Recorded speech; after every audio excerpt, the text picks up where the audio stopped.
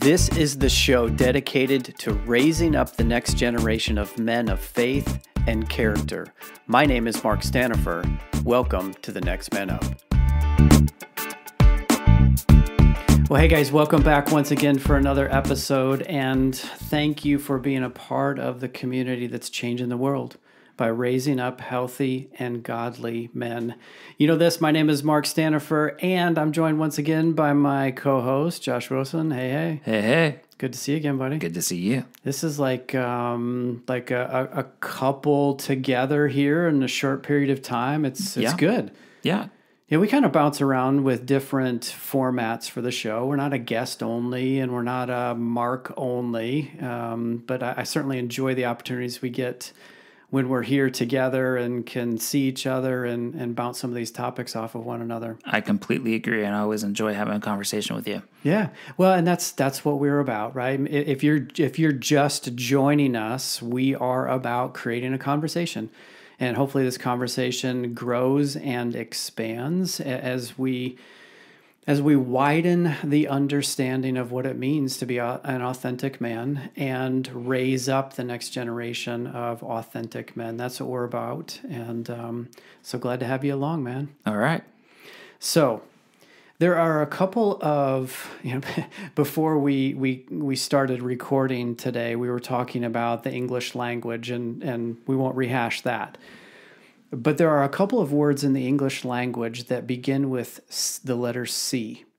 There's a lot of words that begin with the letter C. Okay, let me clarify that. That immediately incite fear in the hearts of people. Oh, okay. I would say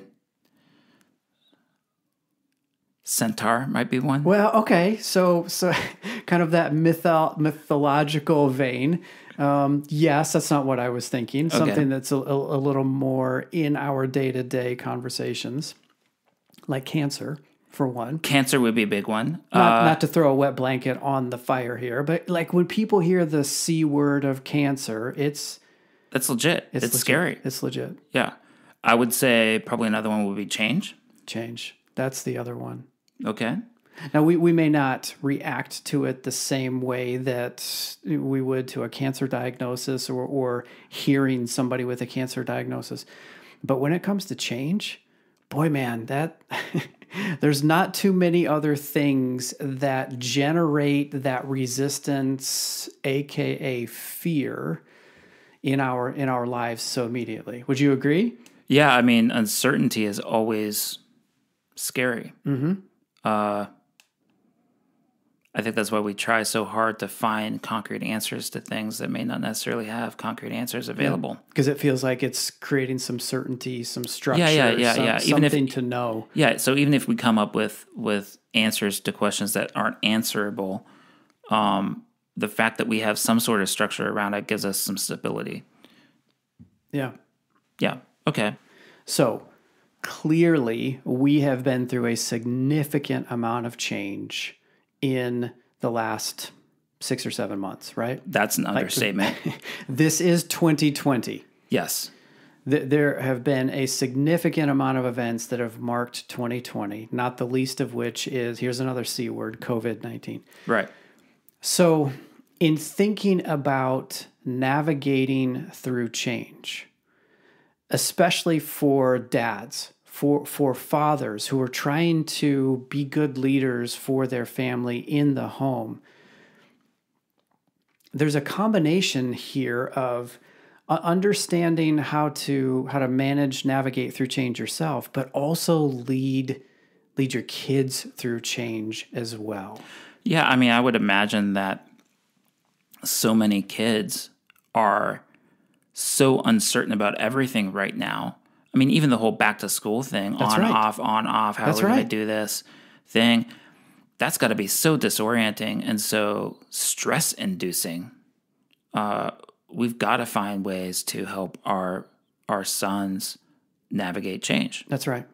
So let's address some of the different ways that dads can help their boys walk through change, whether it's a new school environment or a new season of life, or they didn't make the team, or like change comes in lots of different forms, Right. And it comes throughout the in different ways throughout the age spectrum of whether it's a youngling like you've got 2 years old, or my kids that are leaving the nest, right? Like, but the reality is there's change all throughout that growth period. So what are a couple of ways, maybe more than a couple, that we can help our kids navigate through change? I think it all depends on how old and how mature your son is. Like my 2-year-old, I'm not going to be able to do a lot in helping him navigate it, but there are some things I can do. Mm-hmm. So acknowledging that he's upset, that would be a good one. Yep. And that acknowledging that something's happening would be another one. So yeah, so hold on for a second. So I think it's important to just say, even though that sounds simple and basic, it is a great place to start. I recognize you're going through change here, right? Like, just acknowledge it. Yeah, and it doesn't even have to be big change. When any change of any kind for a small child is going to be big change, because they've got no other reference point. Yeah, everything's big. An ant is big for them, and so just saying, hey, we need to talk about this. This thing is going on, and whatever form that is going to get the navigating change process started. So acknowledging it first is the most important thing. So I would imagine with a high schooler, acknowledging that going back to school virtually is difficult and something that we should talk about is a good place to start, it would seem to me. That's right. Absolutely. Okay, so first, actually acknowledge the changes happening. Second, I think that it's important to acknowledge that there's an emotional toll that's going on, that there's distress that's happening, that there's an emotional reaction to the change. Does that sound right? Yeah. Like, you can see this in your boy because he lives out his emotions. As they get older, those emotions may not be quite so visible. But acknowledging that they are feeling something and helping them to express what they are feeling to get it out is critical here. Yeah. So the thing that I run across with my 2-year-old is the emotions are right on the surface all the time. Mm-hmm. And he'll end up in a feedback cycle where the emotions will just build on each other, and like his emotional distress will cause another thing that will cause more emotional distress. And so, for instance, my son likes to poke our television set with a hiking stick right now. Not ideal. They aren't designed for that. Neither of those are designed for that. Actually, all three of my set isn't designed for that either. And so taking the hiking stick away from him will end in a temper tantrum, which will then end in a physical injury, which will then end in another physical injury as he like rolls on the ground and hits his head, and all the stupidity that happens with a tantrum. And I've had to literally remove him from the space and take him to another space to help break that emotional feedback cycle and reassure him that he's not in trouble, and reassure him that this is just like, we need to unravel your emotions and get this worked out of your system before we can re-engage with the rest of the family community. That works for a 2-year-old, but like, that's not the problem that I would think like a 10-year-old or a 12-year-old would have. It seems like when they're that old, not that I know because I don't have a 10-year-old, that their emotions would actually be buried, and I would almost have to pull them out a little bit. Does that sound right? Yeah, there's definitely that, but there's also the same type of feedback cycle that happens depending on the kid, depending on the scenario. They're all different, but you might have the kid who in a similar situation needs to be removed. But the tactic is different. You know, you don't necessarily pick up the 10-year-old and remove them from the situation. But it's getting them to see things from a different perspective, to change what they're focused on, and getting them to express what's going on. Right? Like, you are clearly feeling something here. Tell me what that is. What is it that you are feeling? And helping them acknowledge that, maybe this is one of the things that I've had to wrestle with as a dad. It may seem like a small thing to me because I've got 20 or 30 years of experience that tells me that in the grand scheme, that thing may not be a big thing, but for them in the moment, it's huge. Yeah, like I remember my sister failing her first test ever. Actually, it wasn't that she failed a test. It was the first time that she had ever received anything less than an A on anything. And she was an absolute emotional. Which felt like a failure to her. Absolutely felt like a failure to her. Right. And like in the grand scheme of things, like, who cares? Right. Like, get over it. It's not a big deal. So it's like, as adults, we've actually created these two techniques for ourselves often, that we can acknowledge when change is happening and we can be aware of our emotional temperature, though not always. Like in organizational settings, that might not really be the case. Right. So there sounds like we need to do some work on ourselves. If you aren't able to acknowledge that something is happening and be able to manage your own emotional stuff, then there's some work that you probably need to do on your own. But that's self-awareness work. Yeah. But once you've got that sorted, you can, and even if you don't have that sorted, you can still see what's going on with your son and help them navigate that. And the thing is, change does this to everyone. This isn't unusual. It's not as though this is a unique That's right. response to change. That's right. It's normal. Right. Yeah. So that's also part of, I think, what we're getting at here is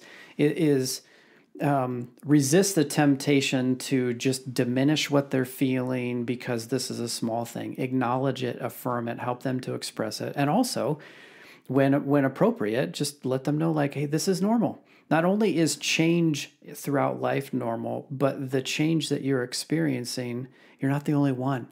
This is a normal part of growing up. So let's work through this together. And I think just to keep going here, I think part of that working through together and understanding how to respond to change is exploring what options are available. Yeah, I mean, like, a lot of the fear that comes about change is that you're out of control. That's right.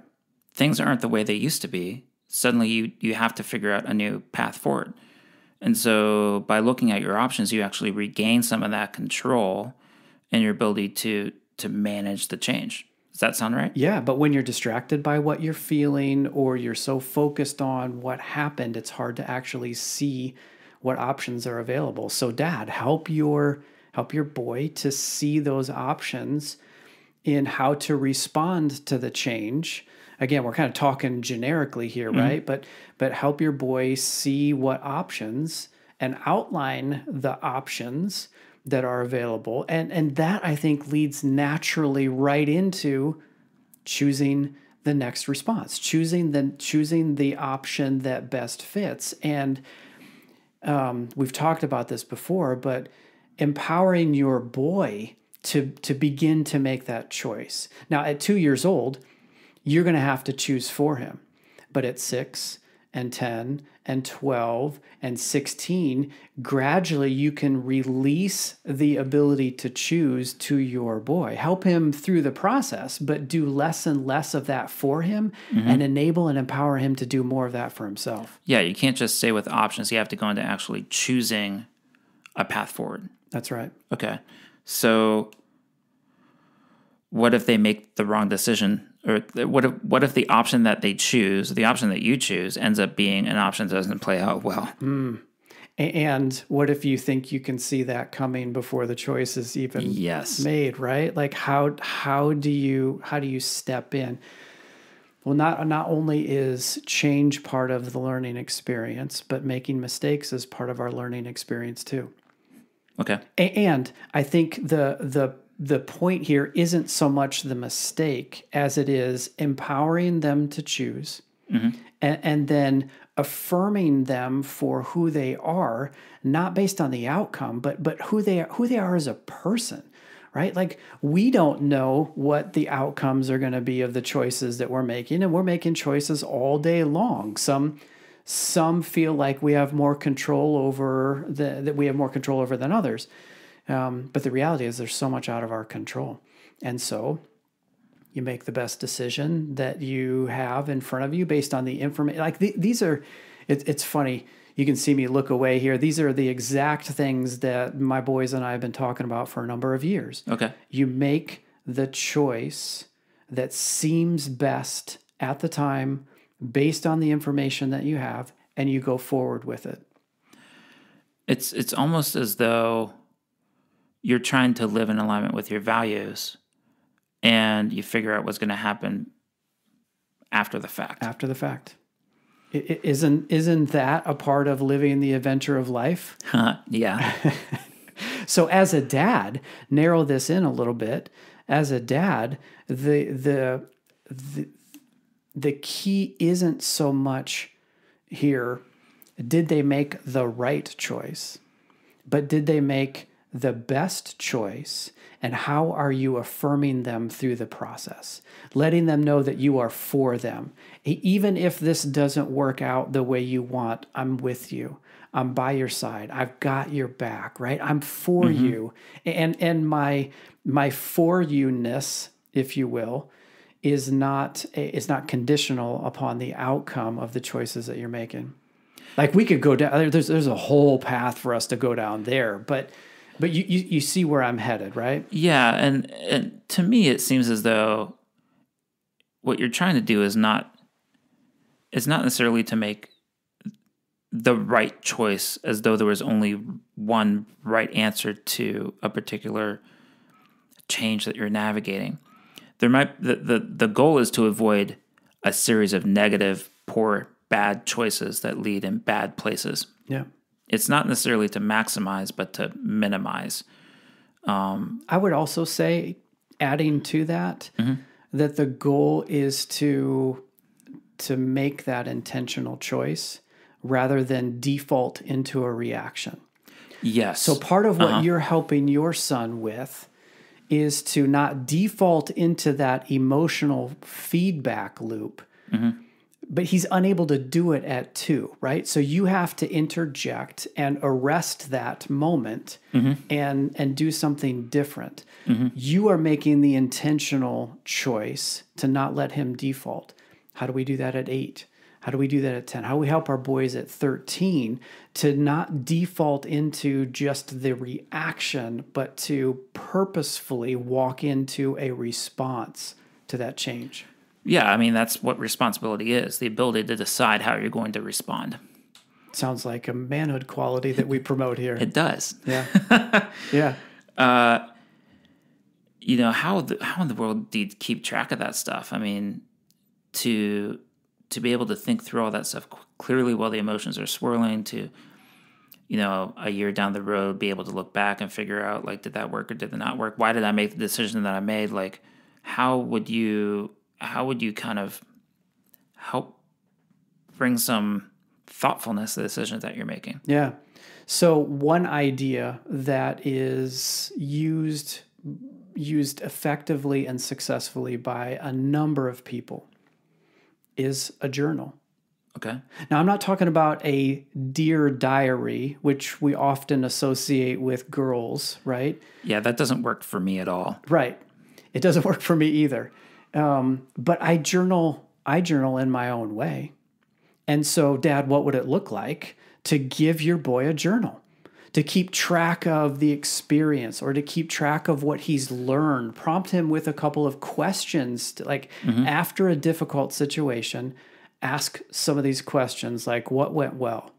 What didn't go so well? What would you like to do different? We do that all the time in the professional space. Yeah. On a video shoot, right? You get to the end of the shoot and you're looking back through, okay, what worked well, what didn't? Like you have your own process. Well, part of what we're suggesting here is help your son create a process. And maybe it's a physical, tangible journal and a pen for him to start recording his thoughts, so that he's got a record of that growth and progress and things to refer back to. Yeah, it seems as though that journal is more than just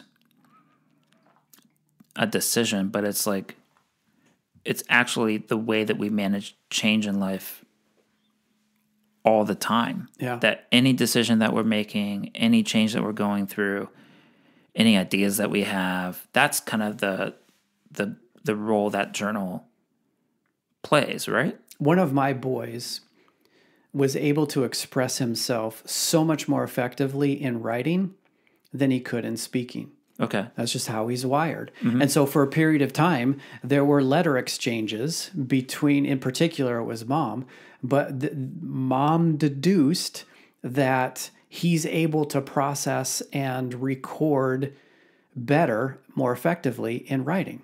So they wrote letters back and forth, right? Like that's an example. But you may have a kid that processes better through writing, or maybe it's just bullet points, as they're thinking about next time or anticipating change that's coming. Well, what if your son isn't into writing, and isn't going to sit down and write stuff in a journal? Would you suggest anything that's keeping a record of this stuff? Yeah, absolutely. An audio note or a video, like a video journal of their own or something? Those are great ideas. Just so long as it's something that captures the moment of decision and the process of thinking through it. The feeling in the moment, the decision-making criteria, maybe expectations, the learning after the fact. We tend to think of journaling as just paper and pen, and there's power in paper and pen. But voice recording, video notes to yourself, type yourself an email, set up a separate email account and just type yourself you could go on and on with different ideas here. It doesn't have to be the paper and pen. Think of journaling more broadly, but it's a great way, especially, here's another thought, especially when there are things that boy doesn't really want to reveal to you. Yeah. What if he's uncomfortable? What if he's a little nervous? Or what if he's just so private that he doesn't want you to know? How can you still help him work through that change? Give him a place. Give him a place to at least get it out so it's not stuck inside. Okay. So it sounds like a journal is like a way of internally checking on yourself or helping your son check on themselves. Is there more to emotional health than that as you're navigating change? Checking on yourself is good, but should you check on him as well? Yeah, that's a great suggestion. Again, back to, in my experience, looking at things that my kids have gone through and discounting them because in the bigger picture that I can see, it doesn't seem so significant, right? So I might have a conversation with them and think that it's over, because in my mind, this is a smallish thing. But what I've forgotten is how significant it is for them if and when I don't come back and check in on them. Hey, we had that conversation last week. You've had a whole week of school or sport or whatever go by. How you doing? How is the journaling going? How are you feeling? Has anything changed from right? It's the reminder that one and done may not be enough.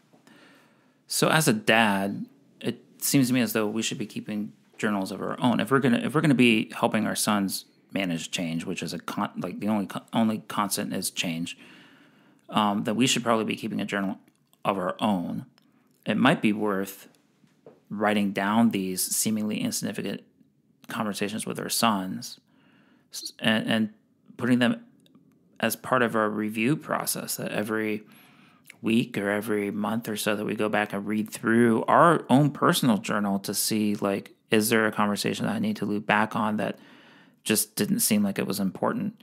Does that seem like that would be a good strategy? Yeah, absolutely. There's probably other different strategies too, but as you present that one, I'm thinking, yeah, that sounds solid. This is a bit of a tangent, but it also reminds me of some of the stuff that I did when my kids were younger, because I knew I would forget. And you're probably experiencing this in just 2 short years. I knew I would forget the things they say, the things they did, the funny moments, the special moments. So I journaled them. I wrote them down. And my kids to this day still enjoy going back and looking through them, and those memories have now become part of our own mythology as a family, if you will. The kids don't remember the event, but they remember the memory of the event in the way that we've talked about it. And that's maybe a little less about change, but it also does to your point, what's our role as dads? It does show the progression. When you were 6 months, when you were 2, when you were 4, when you were 6, here are some of those milestones. Maybe say it this way, Josh, until they're able to do it for themselves. Got to do it for them. Do it for them. And then good. After they're able to do it for themselves, remember that maybe that still applies, and at least check in on them when they're experiencing that change. That's really good. Yeah. Duly noted. So there's a little bit of current experience and lived wisdom. So guys, I don't know how you're taking this. I don't know where this finds you. I don't know what change you are experiencing and wrapped up in. I don't know what change your kids are wrapped up in. But there's some nuggets here of ways to help your kid work through the inevitable change. And there's some nuggets in here for you too, if you're so inclined. So what are you going to do? That's the question we always ask. What are you going to do? What can you do to better engage your boy, your kids as they're going through the changes that they experience, not just discounting or overlook or, rub some tape on it, spit on it, suck it up type of mentality, but how can you engage with them and guide them through and teach them how to navigate through change for themselves, such that when they've crossed the threshold into manhood, they're ready because they've been doing it, they've been practicing it at home in that safe environment. So what are you going to do? Okay, that's probably enough for today on the change topic. All right. You good? I'm good. All right. Guys, thanks for listening as always. If you have any feedback, if you have any topics that you want us to cover, questions, just a reminder, you can get us at feedback@thenextmanup.com, or you can find us on Facebook at NMU Journey. That's where we live there. Josh, thanks for being with us. As always, it's good. And I love the dialogue and the conversation. Listeners, thank you for joining once again. And until next time, adios.